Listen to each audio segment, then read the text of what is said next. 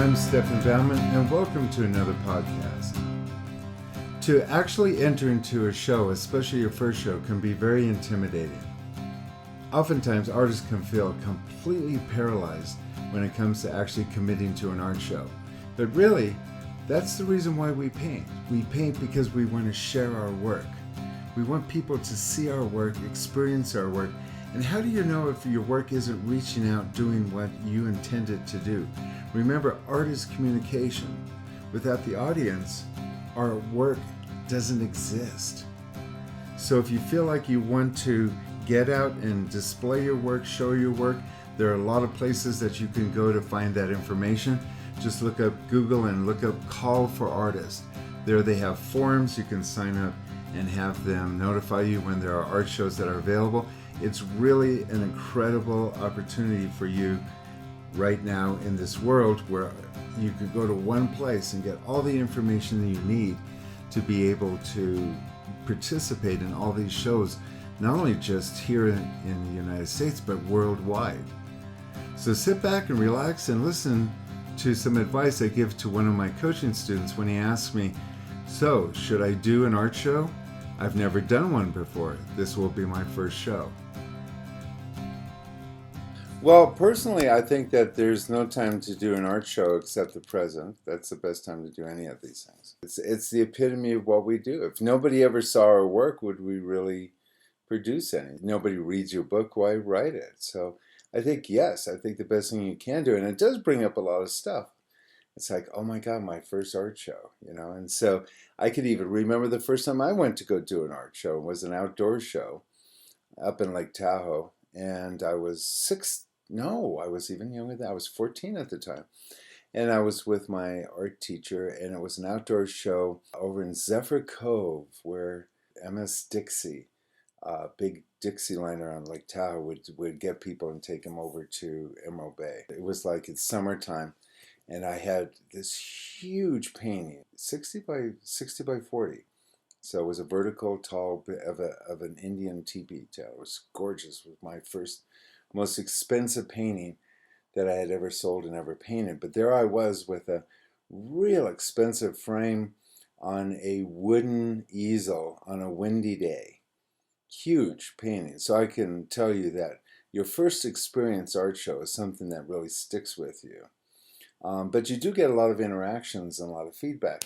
So when somebody says, hey, let's see your work, you go, why, sure, because that's why you do it. And you do want to take advantage. I'm surprised with all the stuff going on that there is an art show. But I kind of like the idea. 10 in the room at a time. It does kind of set up kind of an interesting scenario of, an experience. And so I think you should do that. But it does say, what is that going to look like? What do they want? Am I good enough? That's usually the first thing that hits the mind. Then it's like, how do I go and frame it? What do I do with framing? And then what happens if the wind does catch up, or if somebody drops it?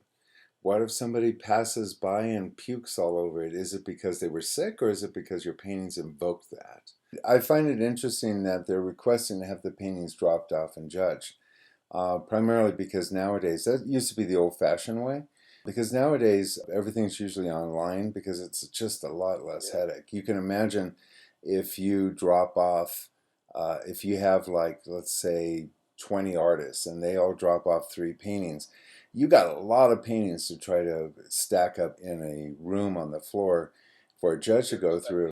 And you can imagine, you have expensive frames and canvases. Talk about making a hole in the canvas. They're taking a lot of responsibility with that. But that's the old-fashioned way. I mean, I remember when I did Arts for the Parks back 40 years ago, and you had to send in your painting physically, and the painting was like around an 18 by 24 frame, and you had to crate it and send it to Jackson Hole. They would uncrate them, and they would have 3,000 to 5,000 paintings that they would go through. If you can even think about the crating process and keeping track of the boxes and crates that these paintings came in, and it was a countrywide competition, you can imagine the mess and the newspaper and the bubble wrap and all of that work to have pieces come in and leave again. And so I'm surprised that they are doing it that way. But having a show, it's a really special thing, and you remember your first time. Definitely, it's like your first kiss. I've just had so many first kisses that for me it just they all run together. Yeah. So, but anyway, there's just a lot of stuff that goes into there. Some of them are egotistical. I mean, your work is fabulous. That's the problem. But I think it's interesting. You said, "Well, should I go and see the show first before I do this?" These are all life experiences. And I don't know what you can glean from them, but the thing is, they're my life, and so this is my time to discuss this. But talk about going back, and seeing a show. I had the same experience when I was invited to go to Ellensburg. They had asked me if I would, participate. So I was like you, well, what would that be like? Because I hadn't done a lot of art shows at that time. I was about 22, 23 at the time. I said, okay, let's go do this. So I, just like you, said, well, I should go to it first. Best Western Motel. And they cleaned out every room, which I think is just amazing in itself. They took the beds and everything and put it all in storage. And every artist got their own room to decorate like a little mini gallery, which was really like awesome. It's expensive because you had to pay for the, 3 nights or 4. Really cool. Really cool. But then I went to go see the show, and so many people are uncreative. First thing, I show up there with a good friend of mine she was also an artist, and we both had these white woolies. Because if I'm going to spend some time doing something, I want to be noticed. So I had these woolies, which are chaps that are made of Angora goat, white. So I had those on, a cowboy hat. I had spurs that jingled, jingled, and jingled. So I show up dressed up like this cowboy at this art show. I don't know if you can even imagine this, but we kind of stood out of the crowd. So when we went from room to room to room, but what a disappointment it was to see these artists that were just sitting there with this empty motel room, which, isn't really an exciting place to be, especially in an old Best Western in the middle of Washington State. But I digress. So I walk in these rooms, and they're sitting there reading a book or watching TV, and they've got these little pathetic A-frames, and they've got their 6 or 8 paintings in there, and they're sitting there watching television, and people are walking in and out, and I thought, oh, this is just pathetic. Some people tried. Some people tried. It's like, and we were driving home to San Francisco where I lived at the time, and I was like, so what am I going to do that's going to like blow them away? So imagine this. I get an empty room, and I took old carpet tubes, what carpets are wrapped around, and I created tree trunks with them. So then I got a hold of bolts, and I'm talking about bolts of black material, and I blackened the entire room. From floor to ceiling, and these tree trunks that I had actually supported the material on the ceiling. So the ceilings were, so they were pushed up there, and all of the material from end to end. So you were literally walking into a dark room with tree trunks. And on my way to the show, I stopped at, of all places, Mount Shasta, and I cut a bunch of tree boughs, so that when I had set up these trees, I up on the top above the ceiling, I had tree boughs that were stuck into these carpet tubes that all had texture on them with stucco of tree bark on them. Even the tree branches that came off of the tree trunk were connected to dimmer switches, so you could turn a branch and turn the lights on and off on the pane. And within that space, I took plain doors and covered them with carpet. So when you stood in front of the walls, they were the size of doors. And then I filled the room with music from Dances with Wolves, along with night sounds. And as you walked in, when you walk into a motel room, you have a bathroom. That was a problem. How was it going to cover that? So I got a large 4 foot by 8 foot panel of paneling, and I cut a hole in it and got an old window frame. And I stuck a window in there and then blacked out the bathroom, and I had a lantern that was flickering in there. And so when you walked in, you had dances with wolves playing, night music. Everything was pitch dark with these beautiful lights hitting the paintings. I had a line of people. I had a line of people going down the hallway waiting to get into the room. It was spectacular. That's making an entrance. So yeah, it's kind of good sometimes to kind of check to see what people are doing originally. Yeah, see what you're walking into. But if you're just going to an art show, it's like you just want to be the biggest, the best there. And you can just even do that with your artwork. So yeah, if you had to go pre-view an art show before you entered it, that would be crazy because sometimes they only have one show and then they don't have any more. So you don't want to take a chance of that. But my suggestion would be to participate, be part of that show, be seen.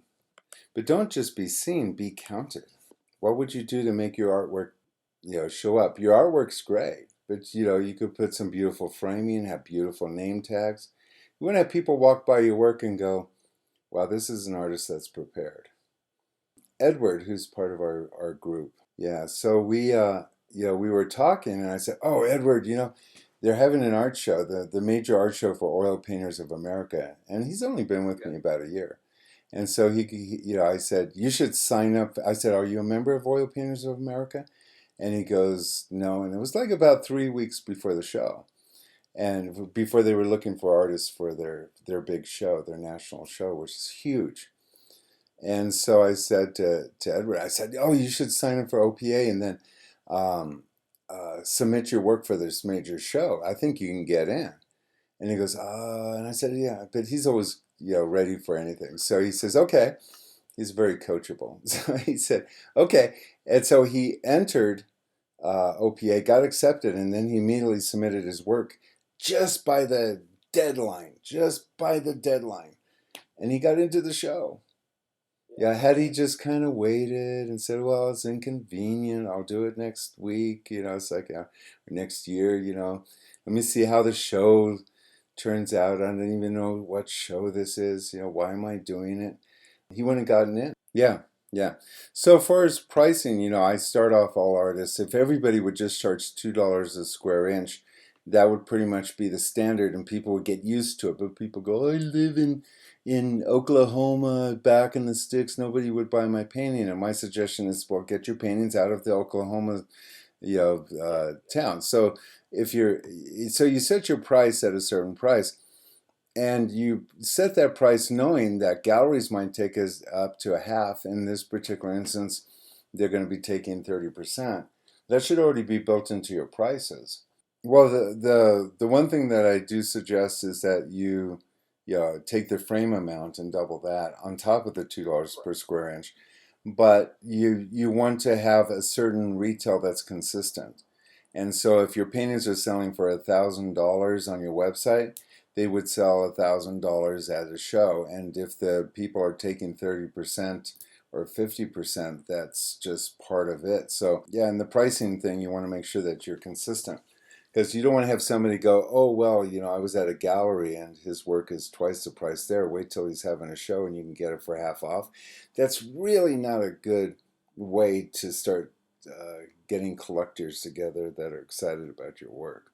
So the final price is consistent. When you buy a BMW, pretty much all of the dealerships have kind of an agreement that they stay at a certain price range. Otherwise, if they can find a BMW for half off at another place, you're kind of undercutting the whole marketing idea of what a BMW is.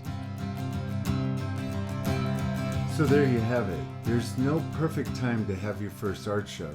So my suggestion is just get out and do it. Fill out that form, submit your work. Don't wait a year. Don't wait till you're good enough. You'll always be invited next year, even if you don't get in this year. If you'd like to get more information about what we do in my coaching program, or in my television show, my YouTube videos, my paintings, please feel free to go to my website at www.stefanbaumann.com, and there you can register for a free book, Everything I Know About Painting. If you'd like to get more in-depth information of how coaching can work for you, please just go ahead and give me a call at 415-606-9074.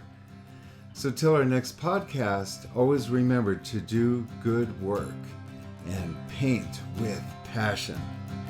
Have a grand day.